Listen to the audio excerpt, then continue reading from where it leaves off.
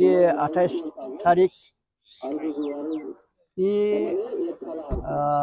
बुधबार दिनावहाय फुंनि 10 बाजियाव जोंनि 14 दुवार MLA जयन्त सार बिथाङा फैनानै जोंनि साब सेन्टारखौहाय खाम्फा गायसनफैबाय।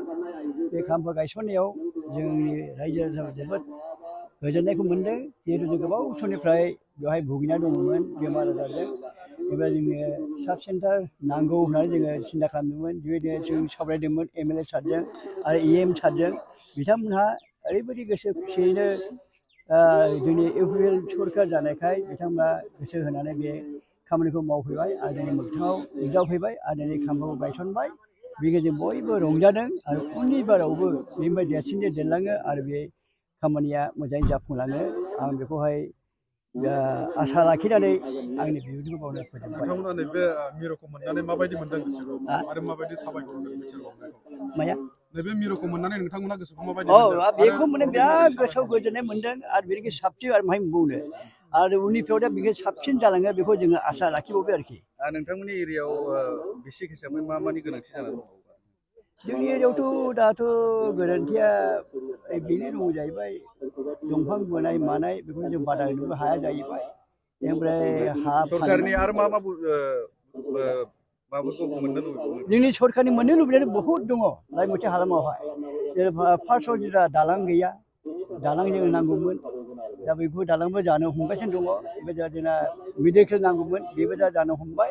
आरो बिसेसके जोंहा दा स्कुलनि थाखाय बिराद समस्या दं गथ' गथाय।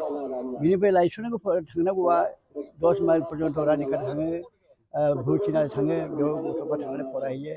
बेनिखायनो खाथियावनो जुदि हाइ स्कुलफोर जायोब्ला सरकारनि आरो ME स्कुलफोर जायोबा LP स्कुल जायोब्ला बावनो जथेस्थ' फरायनानै ओंखाम गुसु जानानैबो बाव फरायनो हायोमोन आरोखि। दा बेखौ जोङो सरकारनिफ्राय बे मोनथाम मोनब्रैखौ जोङो दा फरायनो school, ME school, high school, LP school आरो प्लास दालां। नोंथांमोना सिगां माबायदि माने सावस्रिनि बिथिङाव फाहामथाय लानायाव माबायदि जेंनायाव गोलैनो गोनां जायो? सिगांनि जे सरकारमोन BPFमोन बे समावथ' ओरैबायदि गुलुं गुजुखामोन, मावनाया जाखायाखै, थगायजोबलांदों। खिन्थु दा जोंनि बे UPPL दोलोनि जे सरकार बियो 3 बोसोरावहाय मावदों, मोजाङैनो जाफुंजोबगासिनो दङ आरो जागासिनो दङ आरो जाबावगोन बेखौ जों आसा लाखिदों। दा जोंनि सरकारा मावगासिनो दङ, जोङो सरकारखौ बाख्नायो आरो बेबायदिनो मावलांगोन होनना जों आसा लाखिदों आरोखि। माबायदि जेंनायाव गोलैयोमोन? सिगाङावथ' बिदि साब सेन्टार गैयामोन नालाय। साब सेन्टार गैयामोन सिगां, दा बेहाय दुखु दंमोन। बिसोर जागोन होननानै थगायबाय थादोंमोन बै सिगांनि सरकारा। खिन्थु दा जोंनि सरकार गोदान जानायजों लोगोसे जों जे दरखास्थ' बायदिसिना होदों बेहाय बिसोर एक्सेप्ट होनानै सावरायनायनि गेजेरजों बे खामानिखौ दा जाफुंहोफैबाय आरो मावगासिनो दङ। क'क्राझार नोगोरनि RNB लामाजों थांनाय बागानसालि वार्ड नाम्बार 8आव रायजो राजाफोरनि गोग्गो देहा लाखिनो थाखाय सानजोरां इन्टारप्राइजआ गोदानै जेनेसा वेलनेस प्राइभेट लिमिटेड बेखेवदों। बे सानजोरां इन्टारप्राइज आयुर्वेदिक गलायाव मानसिनाव जानाय गेदेर गेदेर बेरामनि मुलिफोरखौ मोननो हागोन।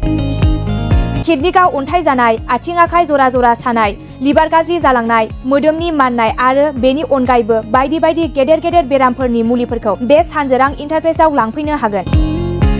सानजोरां इन्टारप्राइजआव गासै बेरामनि मुलिफोरखौ हलसेल राङावनो लांनो हागोन। सानजोरां इन्टारप्राइज बिगोमाया फोरमायबावनाय बायदिब्ला नैबे 9954157149 जानबुं नाम्बारनि गेजेरजों नोंथांनि गोनांथि जानाय मुलिफोरखौ सुलाद लानो हागोन।